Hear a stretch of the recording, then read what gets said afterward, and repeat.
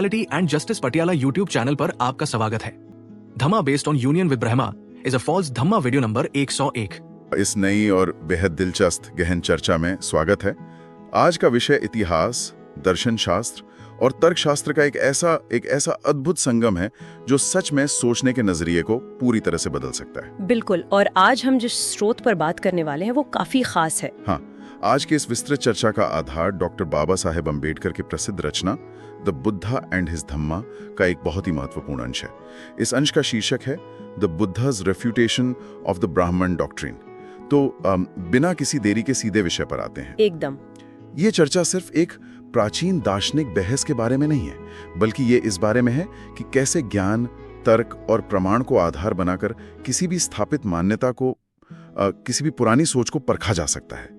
एक तरह से ये प्राचीन दुनिया में क्रिटिकल थिंकिंग या आलोचनात्मक सोच का एक बेहतरीन उदाहरण है। सही कहा। और इस चर्चा को शुरू करने से पहले ये स्पष्ट करना जरूरी है कि हमारा उद्देश्य किसी की धार्मिक भावना का पक्ष लेना या विरोध करना नहीं है। हम इस स्रोत में दिए गए दार्शनिक तर्कों को निष्पक्ष रूप से समझने की कोशिश कर रहे हैं। बिल्कुल। इस पूरी चर्चा का जो मूल मिशन है वो ये समझना है कि एंशिएंट टाइम्स में गहन तर्क का उपयोग स्थापित मान्यताओं पर सवाल उठाने के लिए कैसे होता था। आज के युग ने जहां हर तरफ सूचनाओं का अंबार है और बिना किसी ठोस प्रमाण के बातों को सच मान लेने की एक आम प्रवृत्ति बन गई है, वहां ये ऐतिहासिक विश्लेषण बहुत प्रासंगिक हो जाता है। ठीक है, आइए इस पर विस्तार से चर्चा करते हैं। सबसे पहले उस समय के ऐतिहासिक और बौद्धिक परिदृश्य को समझना जरूरी होगा। हाँ, बैकग्राउंड समझना बहुत जरूरी है। स्रोत सामग्री से हमें पता चलता है कि जब बुद्ध अपने विचारों को लोगों के सामने रख रहे थे, उस समय भारत का बौद्धिक माहौल बहुत ही सक्रिय था। कई तरह के दार्शनिक विचार अस्तित्व में थे, जिनमें से एक बहुत ही प्रमुख सिद्धांत था वेदांतवाद। तो इस विस्तृत अध्ययन में आगे बढ़ने से पहले वेदांतवाद के उस मूल ढांचे को समझना जरूरी है जिससे बुद्ध असहमत थे। क्या इस सिद्धांत के बुनियादी पहलुओं को थोड़ा और स्पष्ट किया जा सकता है? जरूर। वेदांतवाद के सिद्धांत को अगर बहुत ही सरल शब्दों में समझाया जाए तो इसके कुछ स्पष्ट नियम थे। इसका पहला और सबसे बड़ा दावा ये था कि इस पूरे ब्रह्मांड के निर्माण और संचालन के पीछे एक सर्वापिक जीवन सिद्धांत है, एक परम तत्व है जिसे ब्रह्मा कहा जाता है। मतलब सब कुछ उसी एक तत्व से जुड़ा है? हाँ, वेदांतवाद के अनुसार ये भौतिक दुनिया सिर्फ एक भ्रम हो सकती है, लेकिन वो ब्रह्म ही एकमात्र पूर्ण वास्तविकता है। और इसका दूसरा महत्वपूर्ण नियम ये था कि हर व्यक्ति के भीतर जो आत्मा है, जिसे आत्मन कहा गया है, वो और ब्रह्मा असल में एक ही हैं। इनमें कोई भेद नहीं है। तो फिर उनके अनुसार मुक्ति या मोक्ष का क्या मार्ग था? मनुष्य के जीवन का अंतिम लक्ष्य और उसकी परम मुक्ति इसी बात में निहित मानी गई कि वो अपने आत्मन को उस ब्रह्मा के साथ एक कर दे। और इस एकता को प्राप्त करने के लिए ये आवश्यक माना गया कि इंसान सांसारिक मोहमाया या जिसे संसार कहते हैं उसका त्याग कर दे। ये वो मुख्य दार्शनिक ढांचा था जो उस समय समाज में बहुत गहराई से स्थापित था। ये ढांचा सुनने में बहुत ही आध्यात्मिक और गहरा लगता है। इतिहास में कई संस्कृतियों में इस तरह के सार्वभौमिक तत्व की बात की गई है, लेकिन असल सवाल यह है कि बुद्धा को इस विचार से क्या समस्या थी। अक्सर दर्शन में विचारों को लेकर मतभेद होते हैं, लेकिन बुद्धा का इस सिद्धांत को लेकर रवैया सिर्फ असहमति का नहीं था, बल्कि वो इसे पूरी तरह से निराधार मानते थे। यहाँ सबसे दिलचस्प बात यह है कि बुद्धा ने वेदांतवाद को सिर्फ इसीलिए खारिज नहीं किया क्योंकि उन्हें कोई नया धर्म शुरू करना था। उनका विरोध इसके दार्शनिक आधार को लेकर था। बुद्धा का मानना था कि जो सिद्धांत किसी ठोस आधार या प्रमाण पर टिका ही नहीं है, उसका जीवन में कोई वास्तविक मूल्य नहीं हो सकता। और यहीं पर उन दो ब्राह्मणों का जिक्र आता है ना? बिल्कुल। स्रोत सामग्री में ये पूरी बहस दो ब्राह्मणों भारद्वाज और वशिष्ठा के साथ बुद्ध के संवाद के रूप में सामने आती है। बुद्ध सीधे तौर पर ये नहीं कहते कि तुम्हारा सिद्धांत गलत है और मैं सही हूँ। इसके बजाय वो एक बहुत ही तार्किक तरीका अपनाते हैं। वो प्रमाण की मांग करते हैं। उनका स्पष्ट कहना था कि किसी भी अदृश्य वास्तविकता को स्वीकार करने के लिए दो ही पैमाने हो सकते हैं। और वो दो पैमाने कौन से हैं? पहला धारणा, जिसे अंग्रेजी में परसेप्शन कहते हैं, और दूसरा अनुमान यानी इन्फरेंस। ये प्रमाण मांगने का तरीका ही इस पूरी चर्चा की सबसे बड़ी ताकत है। बुद्ध सीधे तौर पर वशिष्ठा और भारद्वाज से सवाल करते हैं। वो पूछते हैं, क्या किसी ने ब्रह्मा को महसूस किया है? क्या किसी ने ब्रह्मा को देखा है? क्या किसी ने उसे बात की है या उन्हें सुना है? और ये बहुत ही सीधे और जमीनी सवाल थे। जरा उस समय के माहौल की कल्पना की जा सकती है, जब किसी स्थापित विद्वान से इतने बुनियादी सवाल पूछे गए होंगे जिनमें कोई भारी भरकम दार्शनिक शब्द नहीं थे। और जब वशिष्ठा से ये पूछा गया तो उनका उत्तर एकदम स्पष्ट और सीधा था, नहीं। और ये नहीं पूरी दार्शनिक इमारत को हिला देने के लिए काफी था। जब प्रमाण का पहला तरीका यानी धारणा या प्रत्यक्ष अनुभव पूरी तरह से विफल हो जाता है, क्योंकि ना तो किसी ने ब्रह्मा को देखा है, ना सुना है और ना ही महसूस किया है, तब बुद्धा प्रमाण के दूसरे तरीके पर आते हैं, जो कि अनुमान है। सही। बुद्धा पूछते हैं कि अगर ब्रह्मा प्रत्यक्ष रूप से मौजूद नहीं है तो क्या वो किसी और चीज का अनुमान है? मतलब क्या हम दुनिया में मौजूद किसी और चीज को देखकर तार्किक रूप से ये अनुमान लगा सकते हैं कि ब्रह्मा का अस्तित्व है? स्रोत बताता है कि इस सवाल पर दोनों ब्राह्मण पूरी तरह से खामोश हो जाते हैं। उनके पास इस तार्किक सवाल का कोई जवाब नहीं होता। लेकिन यहाँ पर एक संदेह उत्पन्न होता है। अगर कोई व्यक्ति यह तर्क दे कि उसने अपनी आंतरिक ध्यान अवस्था में किसी शक्ति को महसूस किया है जिसे वो साबित नहीं कर सकता, लेकिन उसका अनुभव सच्चा है, तो क्या बुद्धा उस बात को मान लेते? क्योंकि अक्सर ऐसी मान्यताओं में अनुभव को ही सबसे बड़ा प्रमाण माना जाता है। ये एक बहुत ही वाजिब सवाल है और स्रोत में दिए गए बुद्धा के तर्कों से इसका जवाब भी मिलता है। बुद्धा के लिए सिर्फ एक व्यक्तिगत आंतरिक और अपुष्ट भावना प्रमाण नहीं हो सकती थी। अगर कोई चीज एक सार्वभौमिक वास्तविकता है, जैसा कि ब्रह्म के बारे में दावा किया जा रहा था, तो उसे सिर्फ एक व्यक्ति की आंतरिक भावना तक सीमित नहीं होना चाहिए। मतलब उसे सबके द्वारा एक्सपीरियंस किया जाना चाहिए? बिल्कुल। उसे या तो प्रत्यक्ष रूप से सभी के लिए बोधगम्य होना चाहिए या फिर तार्किक रूप से स्थापित किया जाना चाहिए। जब वशिष्ठा और भारद्वाज इन दोनों ही पैमानों पर कोई भी प्रमाण देने में असफल रहते हैं, तो बुद्धा ये साबित करते हैं कि ये पूरी मान्यता केवल एक परिकल्पना है, वास्तविकता नहीं। यह मुद्दा सच में बेहद रोचक हो जाता है, क्योंकि जब प्रत्यक्ष प्रमाण नहीं मिलता तो अक्सर बहस में एक नया तर्क सामने आता है। लोग कहते हैं कि इस ब्रह्मांड में बहुत सी चीजें अदृश्य हैं जिन्हें हम अपनी आंखों से नहीं देख सकते, फिर भी उनका अस्तित्व होता है। इसलिए ब्रह्मा भी अदृश्य होने के बावजूद अस्तित्व में हो सकते हैं। और इस पॉइंट को समझाने के लिए एक बहुत अच्छा उदाहरण भी दिया गया है स्रोत में। हाँ, स्रोत में बिजली या इलेक्ट्रिसिटी का एक बहुत ही शानदार उदाहरण दिया गया है। तर्क ये दिया जाता है कि बिजली भी तो अदृश्य है, उसे किसी ने देखा नहीं है, लेकिन फिर भी हम सभी मानते हैं कि बिजली नाम की कोई चीज होती है। सुनने में तो ये तर्क बहुत ही मजबूत लगता है। सुनने में ये तर्क मजबूत लगता है और अक्सर ऐसी बहसों में इसका इस्तेमाल होता है। लेकिन बुद्ध की आलोचनात्मक सोच इस तर्क को भी बहुत ही गहराई से काट देती है। बुद्धा कहते हैं कि केवल ये कह देना काफी नहीं है कि कोई चीज अदृश्य है, इसलिए उसे सच मान लिया जाए। विज्ञान और तर्क का नियम ये कहता है कि कोई भी अदृश्य चीज वास्तविकता तभी मानी जा सकती है जब वो किसी अन्य दृश्य रूप में खुद को प्रकट करे, यानी उसका कोई इफेक्ट दिखना चाहिए। एकदम सही।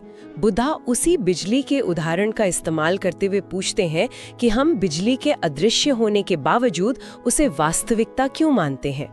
क्योंकि बिजली एक ठोस परिणाम देती है। बिजली रोशनी पैदा करती है या गर्मी पैदा करती है। हम उस रोशनी को अपनी आंखों से देखते हैं। वो रोशनी एक दृश्य परिणाम है और उस दृश्य परिणाम के आधार पर हम उस अदृश्य बिजली के अस्तित्व को स्वीकार करते हैं। क्या बात है।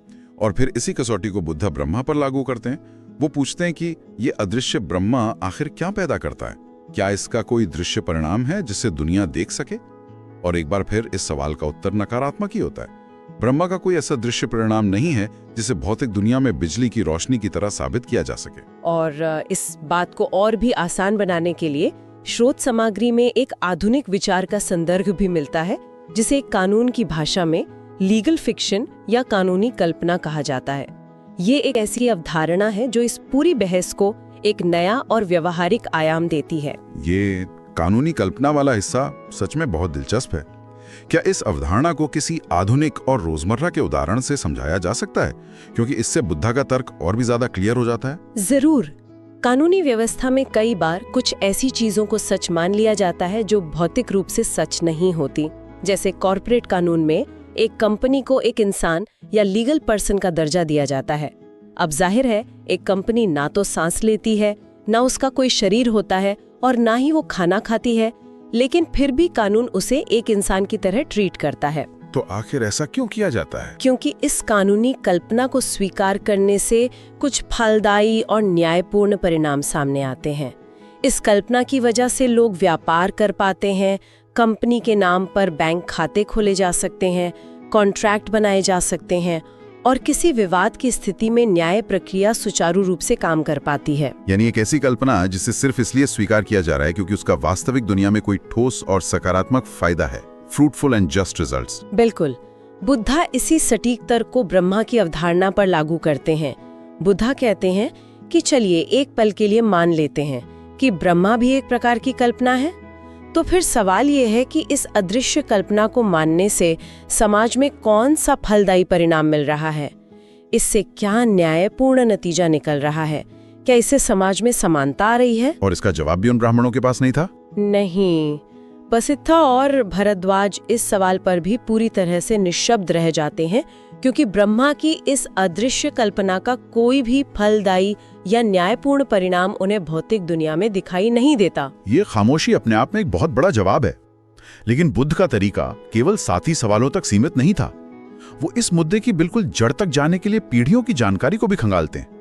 बुद्ध वसिष्ठा से पूछते हैं कि क्या तीनों वेदों के ज्ञाता किसी भी ब्राह्मण ने कभी ब्रह्मा को आमने सामने देखा है? उत्तर मिलता है नहीं। और सिलसिला यही नहीं रुकता। बिल्कुल। फिर बुद्धा पूछते हैं कि क्या उन ब्राह्मणों के शिक्षकों ने कभी ब्रह्मा को देखा है?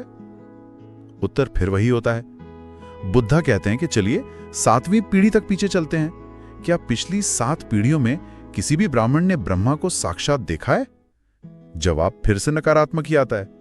यहां तक कि बुद्धा उन प्राचीन ऋषियों के बारे में भी सवाल करते हैं जिन्हें वेदों का रचयिता माना जाता है।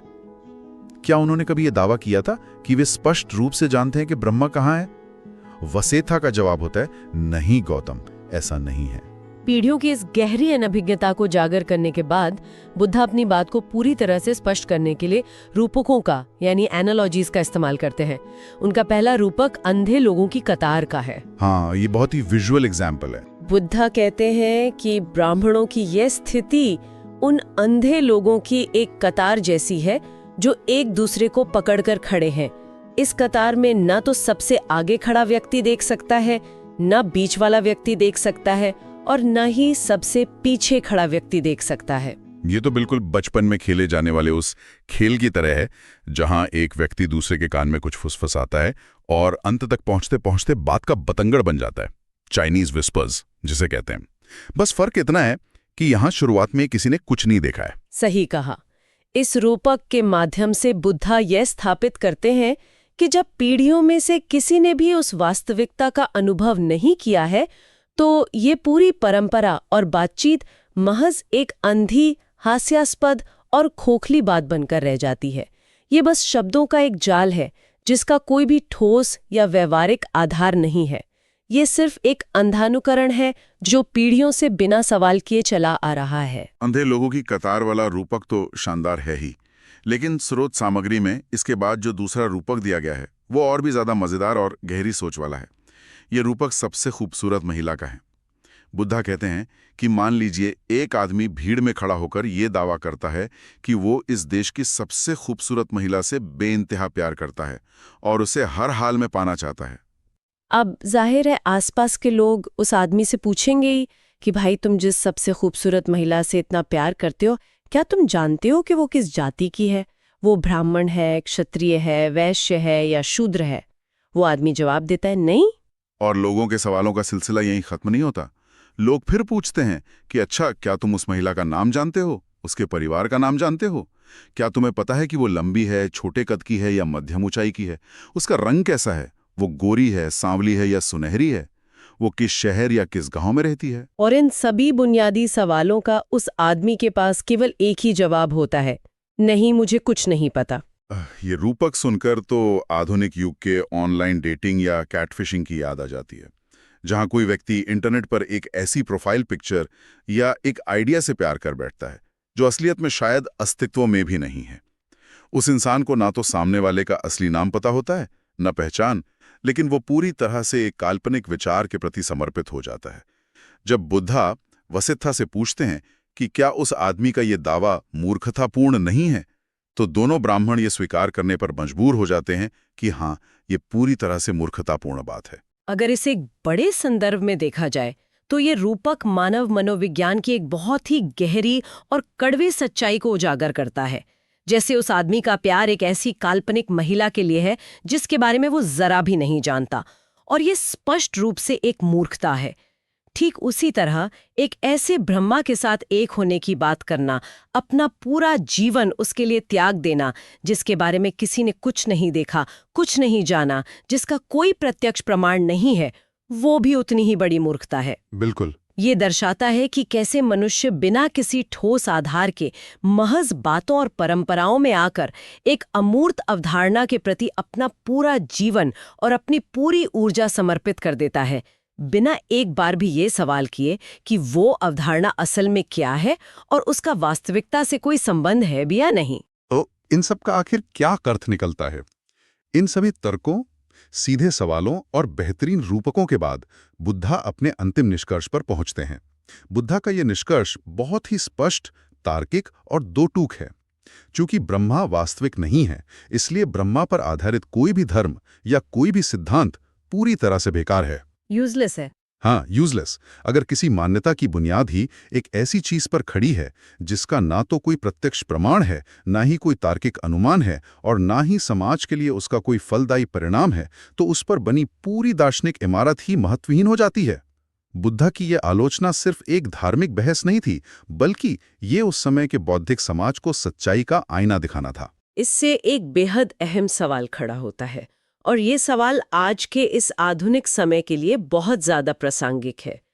बुद्धा और ब्राह्मणों का ये संवाद महज पन्नों में दर्ज एक प्राचीन घटना नहीं है।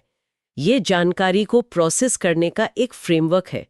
ये सोचने का एक ऐसा तरीका है जो हर दौर में काम आता है। इस विस्तृत अध्ययन से ये स्पष्ट होता है कि किसी भी स्थापित विचार या अधिकार को सिर्फ इसलिए नहीं मान लेना चाहिए क्योंकि वो पीढ़ियों से चला आ रहा है या बहुत लोकप्रिय है। सही कहा, प्रमाण बहुत जरूरी है। बिल्कुल। किसी भी अदृश्य विचार को स्वीकार करने से पहले उसके दृश्य और फलदायी परिणामों की जांच की जानी चाहिए। बिना जांचे परखे किसी भी विचार को स्वीकार कर लेना अंततः मानसिक गुलामी की ओर ही ले जाता है, और बुद्धा का ये तर्कपूर्ण तरीका उसी मानसिक गुलामी से आजाद होने का एक बहुत ही वैज्ञानिक रास्ता दिखाता है। ये सचमुच नजरिए को बदल देने वाला विश्लेषण है। इस गहन चर्चा के समापन की ओर बढ़ते हुए ये देखना अद्भुत है कि कैसे डॉक्टर अंबेडकर द्वारा संकलित बुद्ध के ये प्राचीन तर्क आज भी हमारी सोचने की प्रक्रिया को पूरी तरह से नया आकार दे सकते हैं। स्रोत सामग्री ने ये बहुत ही स्पष्ट रूप से दिखाया कि प्रमाण, तर्क और परिणामों की जांच किए बिना किसी भी सिद्धांत का कोई मूल्य नहीं होता। और सबसे महत्वपूर्ण बात यह है कि परीक्षण की यह कसौटी केवल धर्म या दर्शन तक ही सीमित नहीं रहनी चाहिए। इस आलोचनात्मक सोच को जीवन के हर उस क्षेत्र में लागू किया जा सकता है जहां हमें कोई जानकारी दी जाती है और हमसे उस पर विश्वास करने की उम्मीद की जाती है। बिल्कुल। और इसी के साथ इस विस्तृत चर्चा के अंत का समय आ गया है। लेकिन इस विचार विमर्श को यहीं खत्म करने के बजाय स्रोत सामग्री के इन शानदार विचारों से प्रेरित होकर एक बहुत ही गहरा सवाल विचार करने के लिए छोड़ा जा सकता है। कैसा सवाल? बुद्धा ने प्राचीन काल में ब्रह्मा के अदृश्य सिद्धांत को उसके दृश्य परिणाम और न्यायपूर्ण फलों के आधार पर बहुत ही कठोरता से परखा था।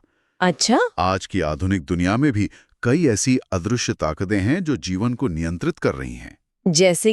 जैसे चाहे वो हमारी वैश्विक अर्थव्यवस्था के काम करने का अदृश्य तरीका हो, इंटरनेट और सोशल मीडिया को चलाने वाले वो अदृश्य एल्गोरिथम्स हों जिन्हें कोई देख नहीं सकता, या फिर समाज के वो स्थापित नियम जिन्हें बिना सोचे समझे सच मान लिया जाता है। यदि बुद्धा की दृश्य परिणामों और न्यायपूर्ण फलों की इस कठोर कसौटी को आज की इन आधुनिक अदृश्य ताकतों पर लागू किया जाए, तो उनमें से कितनी ताकतें असल में इस परीक्षा को पास कर पाएंगी और कितनी आधुनिक मान्यताएं सिर्फ उस खूबसूरत महिला की तरह साबित होंगी जिसके बारे में असल में कोई कुछ नहीं जानता, लेकिन पूरी दुनिया अंधी होकर उसके पीछे भाग रही है। सुनने वालों के लिए ये एक ऐसा विचार है जिस पर गहराई से मनन किया जाना चाहिए। आज के इस विस्तृत अध्ययन में बस इतना ही। जय भीम। आपने वीडियो पूरा देखा, धन्यवाद। कृपया इसे लाइक करें, शेयर करें और हमारे चैनल को सब्सक्राइब करें।